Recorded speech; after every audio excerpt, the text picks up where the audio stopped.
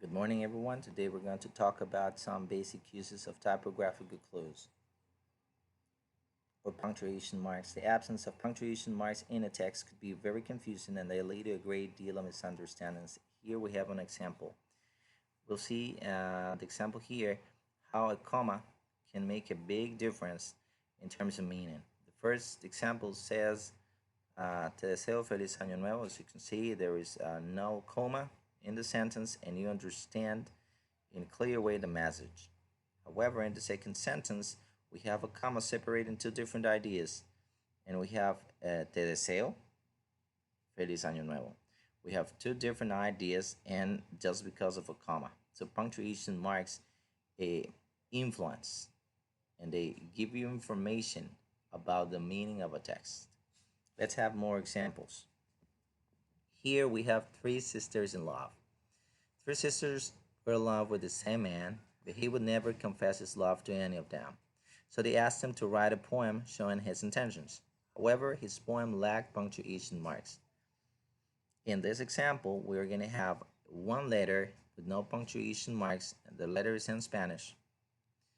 But the three different girls had a different interpretation based on the punctuation marks they included in the text. In the first example of the poem, we have the following information. And I will read it in a fast way because there are no punctuation marks.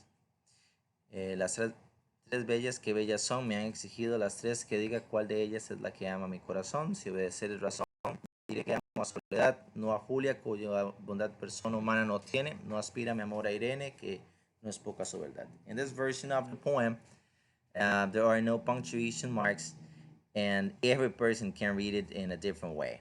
For example, let's read a Soledad version. Tres bellas, qué bellas son. Me han exigido las tres que diga de ellas cuál es la que ama mi corazón. Si obedecer es razón, diré que amo a Soledad. No a Julia, cuya bondad persona humana no tiene. No aspira a mi amor a Irene, que no es poca su verdad. This is Irene's version of the story, of the poem. Tres bellas que bellas son, me han exigido las tres que diga de ellas cuál es la que ama mi corazón. Si obedecer es razón, diré que amo a Soledad. No. A Julia, cuya bondad persona humana no tiene, no. Aspira a mi amor a Irene, que no es poca su verdad. And then we have Julia's version. Here, I will read it as you can have it here. Tres bellas que bellas son, me han exigido las tres que diga de ellas cuál es la que ama mi corazón. Si obedecer es razón, diré que amo a Soledad, no. A Julia, cuya bondad persona humana no tiene, no aspira a mi amor a Irene, que no es poca mi verdad. And then we have the real version of the story, the one that has the right punctuation marks, and it shows the man's intentions towards the girls. And his final version, we have this story like this. Tres bellas, que bellas son, me ha exigido las tres que diga de ellas cuál es la que ama mi corazón. Si obedecer es razón, diré que amo a Soledad. No. A Julia, cuya bondad persona humana no tiene, no. Aspira mi amor a Irene, ¿qué? No, es poca su verdad. As you can see, his final version is totally different and it has the same words, but it has different punctuation marks. So as you can see, punctuation marks indicate or present the information in a solid way based on interpretation you want to give. Let's see some examples. Here we have the sentence, and as you can read here, we have a punctuation mark, colon, o dos puntos, como se llama en español. And let me read the sentence. She gave me the perfect gift, a mystery novel.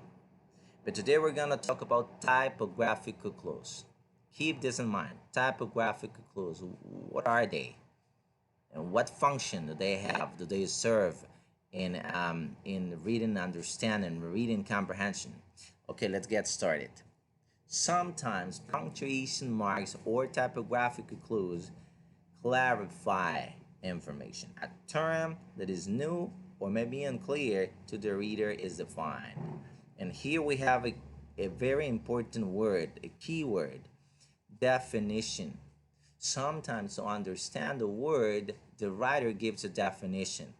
Anytime you see a definition and it's introduced or presented by punctuation mark, you can spot it and you can identify it as a typographical clue. Then we have specification. A general concept or idea is introduced and narrowed down afterwards. Here, we have a general statement and we need to specify it. We narrow down the information so we can understand what that specific information is, because you gave a more general and more specific idea. That's specification. And of course, as I mentioned before, there is a punctuation mark, a typographical clue that is going to introduce or present that that information. Then explanations, and here we have a keyword, because. There is a cause. I need a justification. I need you to tell me the causes. And the writer includes a justification for an issue or idea in the text. And of course, it's not introduced by means of words or connectors, but by means of typographical clues, or in this case, we can say punctuation marks. It could be a comma, semicolon, a colon, something, a slash, something like that, but it introduces an explanation. Addition. Sometimes additional information is inserted in a text which is not indispensable to understand the text. It can be omitted without modifying the meaning of the text. When you insert information that is not completely necessary, we sometimes separate the information, we set up the information with commas or something else with a punctuation mark to indicate this is not necessary, it's not indispensable, but it's necessary to be added. Okay, you add extra info, and sometimes we use punctuation marks to indicate that. So this is the function that this a typographic clue is serving in the text, to add extra information. Sometimes we use comments. A comment, it's a valid judgment about something. It's an opinion. It's not a fact. Fact means un hecho, algo que es científicamente comprobado. It's just a comment. It's something you believe.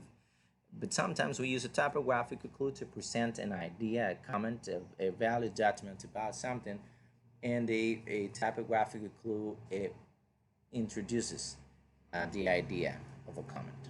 Abbreviations, those are easy. We have acronyms and we have abbreviations, and they're pretty easy to spot in the text. Examples. Examples are different to justifications, are different to clarifications, as specifications. They give you more information in detail, and the author includes examples to help the reader understand what she is referring to. Okay, you understand what an example is. And quotation marks.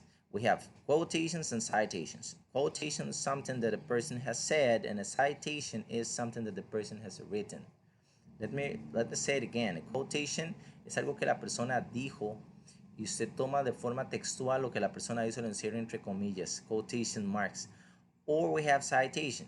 In this case, es algo escrito y usted lo toma de un libro, una revista, y usted toma esa información que no es suya y la debe encerrar en comillas, porque usted así demuestra que no es información. We have some examples here. Let me read down. One of my biggest worries is the 100-mile drive to the hospital, she says. That's something that the person has mentioned. It's something that a person has said, and you set up the information with quotation marks or a citation. For example, we have here Trinovich defines culture as an all-inclusive system which incorporates a biological and technical behavior of human beings with the verbal and non-verbal system of expressive behaviors starting from birth. Something you have taken from a textbook or a book, and this is a citation. And what purpose do they serve? Well, first, sometimes it's a specified foreign term like in the example. Another 21% of hospitals have what it calls de facto bans. It's set up with a quotation marks, de facto bans, because that's not English. That's a foreign term. Hospitals have no official policies against the VBAC, but no obstetricians will perform them. Sometimes it's not a foreign term, but emphasize. You want to emphasize a word. Like in the second example, receivers. Let me read the examples. The 28 study participants were told they would be receivers, with whom a group of anonymous senders had been instructed to invest the money. And then sometimes the word is not something you believe, or it could be part of sarcasm. And let's read the example. Christopher Columbus discovered the New World. He didn't discover the New World, you know that. So it's kind of sarcastic, or it's something you believe. It's a word concept that's incorrect, and you want to clarify it. Um, let's go back to the first example here. She gave me a perfect gift, the mystery novel. What typographical clue is this?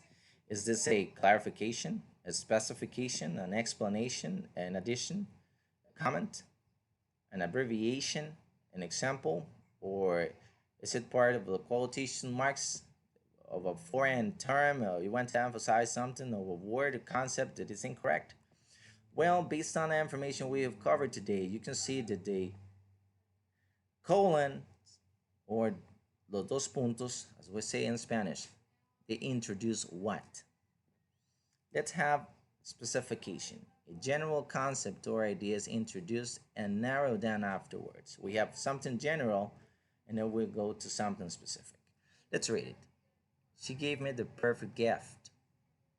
Ask yourself, what gift? Do you know what the gift is? No idea, because that's general. And the writer is specifying it. So by the use of colons, you have a more specific idea, a mystery novel. In this case, the typographical clue used here was specification. We're going to have a practice on this. If you have any questions, don't hesitate to ask. You can ask on the chat, and if you have a more valuable information on this, you can send it to the different means we have. Okay, thank you for your attention.